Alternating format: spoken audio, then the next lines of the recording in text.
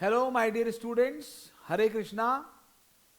आई expect कि आप लोग सभी बहुत अच्छे होंगे और मैं भी बिल्कुल ठीक हूं। तो चलिए, आज का ये जो वीडियो हम लेकर आए हैं ये एक बहुत ही छोटे से कॉन्सेप्ट पर है और वो कॉन्सेप्ट है monetary and non monetary items in accounting. Monetary items क्या होते हैं, नॉन मॉनेटरी आइटम्स क्या होते हैं अकाउंटिंग में, हम इसकी बात आज करने वाले हैं। अब मैं सबसे पहले ये बताना चाहूंगा कि मैंने देखा है कि मोस्ट ऑफ द स्टूडेंट्स को एक भ्रांति है, मिसकंसेप्शन है। वो लोग कहते हैं कि मॉनेटरी आइटम्स वो होते हैं सर जिसको मनी में मेजर कर सकते हैं, और नॉन मॉनेटरी आइटम वो होते हैं जिनको मनी में मेजर नहीं कर सकते हैं। तो ये सरासर गलत कॉन्सेप्ट है। ये बिल्कुल भी ऐसा नहीं है कि जिनको मनी में मेजर किए जाता है वो मॉनेटरी हैं, जो मनी में मेजर नहीं होते वो नॉन मॉनेटरी हैं। ये बिल्कुल बिल्कुल गलत है। ठीक है, तो क्या सही कॉन्सेप्ट है, क्या सही बात है, वो अभी हम डिस्कस करते हैं। तो हमारा जो टॉपिक है monetary and non monetary items in accounting, हम इसको स्टार्ट करते हैं। तो ध्यान दीजिए, अकाउंट्स में बेसिकली चार चीजें होती हैं: असेट्स, लाइबिलिटीज, इनकम और एक्सपेंस। सबसे पहले ये क्लियर कर लें कि जो मॉनेटरी और नॉन मॉनेटरी वर्ड है ये असेट्स और लाइबिलिटीज के लिए यूज होता है। ठीक है, तो आपके मन में आएगा सर इनकम और एक्सपेंसेस मॉनेटरी और नॉन मॉनेटरी नहीं होती क्या? उसके लिए कहीं और किसी और वीडियो में मैं आपके साथ डिस्कशन करूंगा। आपको अभी सिर्फ ये दिमाग में रखना है कि भाई मॉनेटरी आइटम्स का मतलब है आइटम्स ऑफ असेट्स और आइटम्स ऑफ लाइबिलिटीज। ठीक है, असेट और लाइबिलिटीज के लिए ही मॉनेटरी और नॉन मॉनेटरी शब्द का उपयोग किया जाता है। तो मॉनेटरी असेट्स लाइबिलिटीज क्या होती हैं, नॉन मॉनेटरी असेट्स लाइबिलिटीज क्या होती हैं, मतलब मॉनेटरी आइटम्स क्या होते हैं और नॉन मॉनेटरी आइटम्स क्या होते हैं, ये समझने की वाली बात है। तो जरा ध्यान देंगे, ये समझने वाली बात है। देखिए, तो सबसे पहले इसकी बेसिक डेफिनेशन हमारे दिमाग में होनी चाहिए, वो ये कि नॉन मॉनेटरी आइटम्स क्या होते हैं। तो नॉन मॉनेटरी आइटम्स की कोई स्पेसिफिक डेफिनेशन नहीं है। उसकी डेफिनेशन जो है वो बोलते हैं ना, एक जिसे बोलते हैं नॉन मॉनेटरी आइटम की जो डेफिनेशन है वो रेसिडुअरी है, मतलब बची हुई, मतलब which are not monetary item, which are not monetary item, जो मॉनेटरी आइटम नहीं है, जो मॉनेटरी आइटम नहीं है वो नॉन मॉनेटरी है, वो नॉन मॉनेटरी है। तो आपके दिमाग में पिक्चर क्लियर हो गई कि भैया अब जो मॉनेटरी होगा वो पढ़ना है हमको। तो मॉनेटरी आइटम्स क्या होते हैं, तो ध्यान से सुनिए, मॉनेटरी आइटम्स क्या होते हैं अकाउंटिंग में। मॉनेटरी आइटम्स का मतलब होता है हर वो item of asset and liabilities जिसकी वैल्यू किसी कॉन्ट्रैक्ट के तहत फिक्स हो गई है, जिसकी वैल्यू किसी कॉन्ट्रैक्ट के तहत फिक्स कर दी गई है, वो मॉनेटरी आइटम होते हैं। ऑब्वियस सी बात है, अगर असेट्स है तो वैल्यू फिक्स हो गई है तो वो वैल्यू रिसीवेबल होगी, हमको मिलने वाली होगी, असेट के बदले में हमें चीज प्राप्त होगी। और अगर लाइबिलिटी है तो वो वैल्यू पेबल होगी। तो हर वो आइटम ऑफ असेट और लाइबिलिटी जिसकी वैल्यू एक कॉन्ट्रैक्ट के तहत फिक्स हो गई है वो मॉनेटरी है, और जो मॉनेटरी नहीं है एसेट लाइबिलिटी वो नॉन मॉनेटरी है। तो अब आपके दिमाग में आएगा सर इसका एग्जांपल्स आप दीजिए। तो मैंने कुछ एग्जांपल्स यहां पे लिख रखे हैं, जैसे लाइबिलिटीज हैं, एसेट्स हैं। तो अब मैंने यहाँ पे एसेट्स और लाइबिलिटीज लिख रखी, काफी नाम लिख रखे, और भी नाम आ सकते हैं यहाँ पे, इसमें कोई बात नहीं है। तो देखिए ध्यान दीजिए, हाँ हाँ बिल्कुल असेट्स के नाम लेते हैं, यस यस यस, बिल्कुल बिल्कुल, हाँ हाँ बिल्कुल, land and building, plant and machinery, furniture and fixtures. Tangible assets PP, property plant and equipment word use करते हैं। अदर टेंजिबल असेट्स है, इंटेंजिबल्स में है गुडविल है, पेटेंट है, कॉपीराइट है, और भी बहुत सारी है अदर इंटेंजिबल्स हैं। उसके बाद हमने इन्वेस्टमेंट कर रखे, इन्वेस्टमेंट में भी करंट इन्वेस्टमेंट में भी non current investment, means short term long term investment, bank की एफडी में भी हो सकता है, किसी और कंपनी के इक्विटी शेयर में हो सकता है, किसी और कंपनी के प्रेफरेंस शेयर में हो सकता है, किसी कंपनी के डिबेंचर में हो सकता है। इन्वेस्टमेंट और भी जगह पर हो सकता है, गोल्ड में हो सकता है, सिल्वर में हो सकता है, कई जगह हो सकता है। डेटर्स हैं, बिल्स रिसीवेबल हैं, लोन्स एंड एडवांसेस हैं, कैश और बैंक बैलेंसेस हैं, कैश एंड कैश इक्विवेलेंट्स हैं, इस ऐसे। और लाइबिलिटीज में भी बहुत सारी, जितनी लाइबिलिटीज आपके दिमाग में आ रही मैंने यहाँ थोड़ी लिख दी है basically. Yes yes, equity share capital company के लिए, reserve and surplus, preference share capital, debenture bond etcetera, bank से लोन ले रखा है। यस, उसके बाद जो है बैंक से लोन ले रखा है, देन क्रेडिटर्स हैं, बिल्स पेएबल हैं, अदर लाइबिलिटीज हैं। तो ये सारी लाइबिलिटीज के मैंने मैक्सिमम असेट्स और लाइबिलिटीज के नाम हमने यहां पर लिख दिए हैं। सर ये नीचे भी कुछ आपने लिखा हुआ है डेरिवेटिव डेरिवेटिव करके, ये बिल्कुल लेक्चर के आखिरी में मैं इसके बारे में कुछ बात, जरा सी बात करूंगा, अभी इसके बारे में बात नहीं करेंगे, ठीक है। तो सर अब आप ये बताओ, सर आपने बोला कि एसेट्स और लायबिलिटीज के लिए वर्ड यूज होता है मॉनेटरी और non monetary. Non monetary asset और लायबिलिटी वो है जो मॉनेटरी नहीं है, और मॉनेटरी वो है जिसकी वैल्यू कॉन्ट्रैक्ट के तहत फिक्स हो गई है। तो अब जरा देखेंगे यहां पर, सर कैसे देखेंगे, जरा देख लेते हैं। ये हो गया।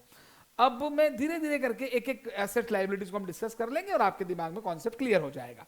चलिए सर, डेटर्स क्या है? डेटर्स मॉनेटरी एसेट्स है, मॉनेटरी एसेट्स है डेटर। सर क्यों? बिल्कुल भाई, मैंने आपको गुड्स बेचा, मेरे बीच में आपके बीच में परचेज सेल का कॉन्ट्रैक्ट हुआ, मेरे को आपसे पैसा लेना है, आप मेरे डेटर हैं, मैं आपका क्रेडिटर हूं, तो मेरे लिए आप डेटर हैं। तो वो कॉन्ट्रैक्ट है, एग्रीमेंट है, डॉक्यूमेंट है, जिसके तहत वैल्यू फिक्स हो गई कि हाँ मुझे आपसे 1 लाख रुपए लेने हैं। तो ये मॉनेटरी एसेट्स है, इसकी वैल्यू कॉन्ट्रैक्ट के तहत फिक्स हो गई है। आप बोलेंगे सर जरूरी थोड़ी है हम आपको पैसे दे दें, बेड डेट भी तो, अरे वो बेड डेट आप करोगे वो एक अलग बात है। आज मैंने ये थोड़ी कहा मिलेगी ही मिलेगी, वैल्यू रिसीव्ड तो नहीं बोल रहा हूं, मैंने कहा था जिसके बदले में वैल्यू रिसीवेबल होगी असेट के बदले में। तो आज के तारीख में जो कॉन्ट्रैक्ट हुआ है तो उस कॉन्ट्रैक्ट के तहत एक वैल्यू फिक्स हो गई है। बिल्कुल उसी से संबंधित bill receivable. Sir bill receivable क्या है? तो बिल्कुल 100% बिल रिसीवेबल भी जो है वो मॉनेटरी असेट है। क्या है? Monetary asset. क्यों सर? अरे इसकी वैल्यू भी एक कॉन्ट्रैक्ट के तहत फिक्स हो गई है। मुझे आपसे 10,000 रुपए लेने थे, मैं आप पे बिल ड्रॉ करूंगा, आपको मिलेगा, आप उसे साइन करके वापस दोगे, तो साइन एक्सेप्टेंस आ गई ना। तो कॉन्ट्रैक्ट के तहत वैल्यू फिक्स हो गई। बिल भी डिसऑनर हो सकता है, आप पैसे ना दो, बेड डेट भी हो सकते हैं कि हमेशा के लिए मना कर दो, लेकिन एक वैल्यू उसकी एक कॉन्ट्रैक्ट के तहत फिक्स हो गई, तो वो क्या है?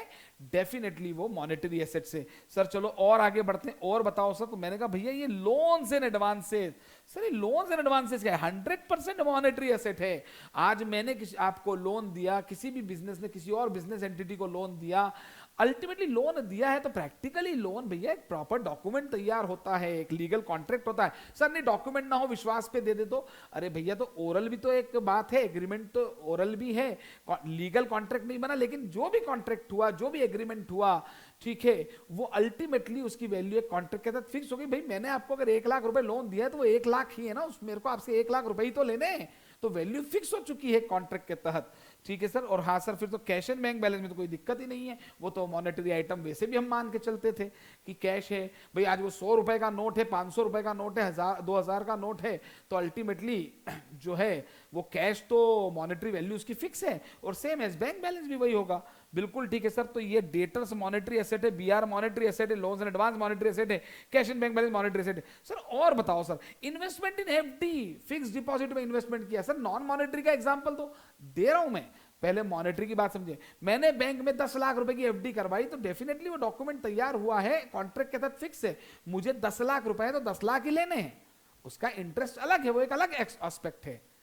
ठीक है, बिल्कुल डेफिनेटली यहाँ पे अदर एसेट्स में एक्रूड इंटरेस्ट भी आ सकता था, तो एक्रूड इंटरेस्ट भी मॉनेटरी है, इंटरेस्ट रिसीवेबल इज मॉनेटरी, क्योंकि मेरे को वो तय हुआ है कॉन्ट्रैक्ट के तहत कि भैया बैंक में अगर हमने एफडी करवाई है तो 6%, 8%, 10% जो भी है वो रेट फिक्स है, उस रेट से वो अमाउंट फिक्स हो जाएगा और हमें वो इंटरेस्ट प्राप्त करना है, तो वैल्यू कॉन्ट्रैक्ट के तहत फिक्स हुई है।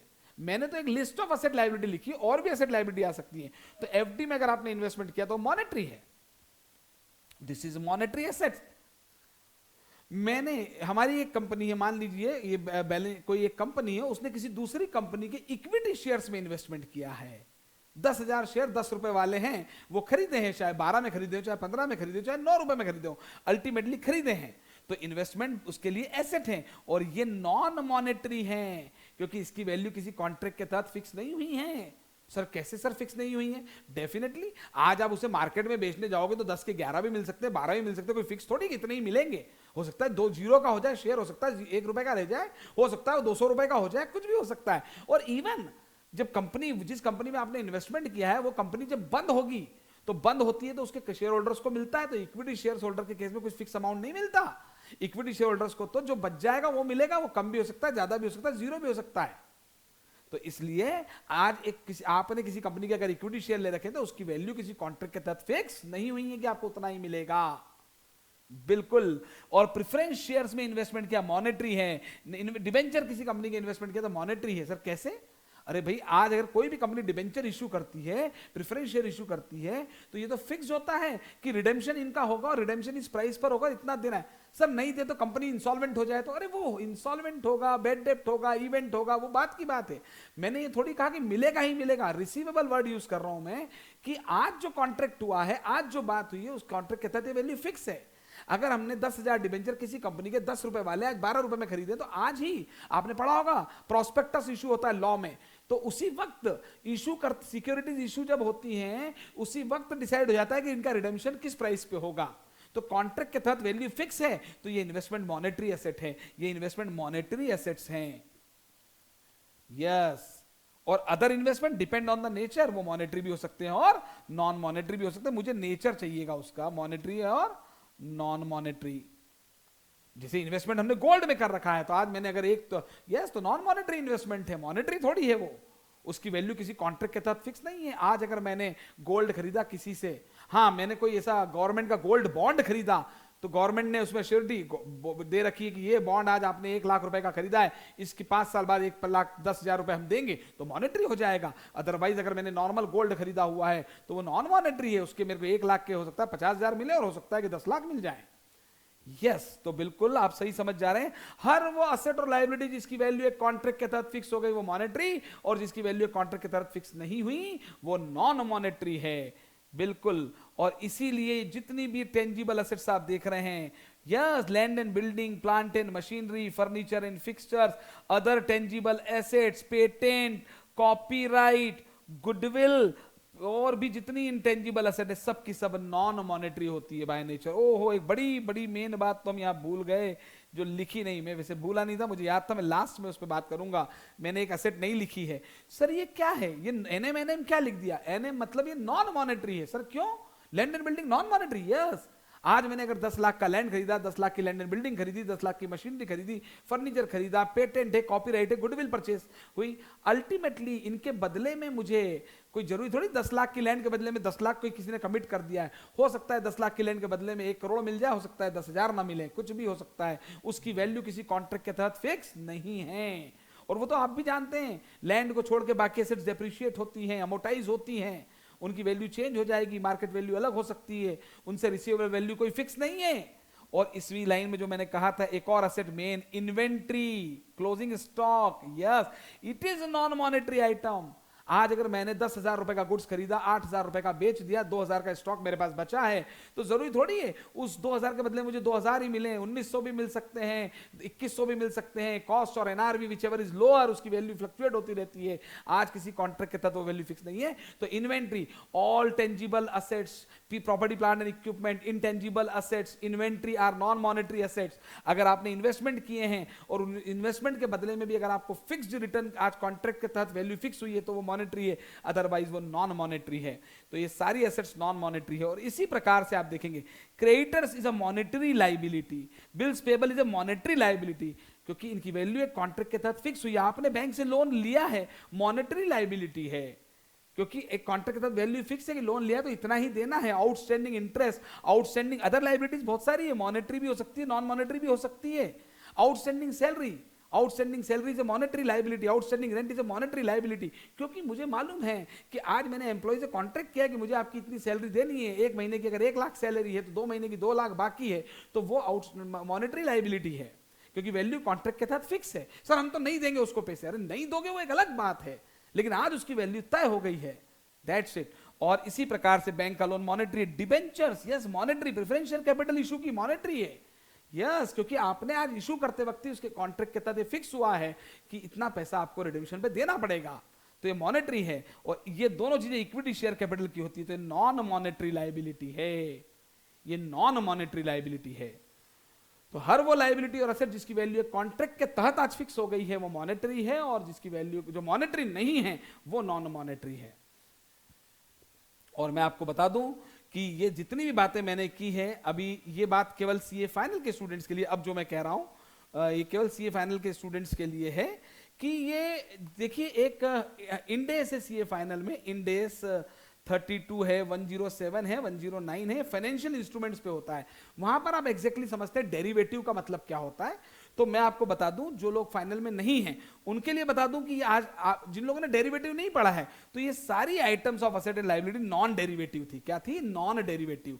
तो फाइनल वाले स्टूडेंट्स को तो पता है कि डेरिवेटिव क्या होते हैं, तो उनके लिए मैं जरूर कहूंगा कि भाई डेरिवेटिव असेट्स भी होती हैं और डेरिवेटिव लायबिलिटीज भी होती हैं, बिल्कुल होती हैं। तो उनके लिए भी अलग अलग कैटेगराइजेशन होगा। कॉन्सेप्ट यही लगेगा, मनी में वैल्यू हो गई, जिसकी वैल्यू एक कॉन्ट्रैक्ट के तहत फिक्स हो गई वो मॉनेटरी है, अदरवाइज वो नॉन मॉनेटरी है।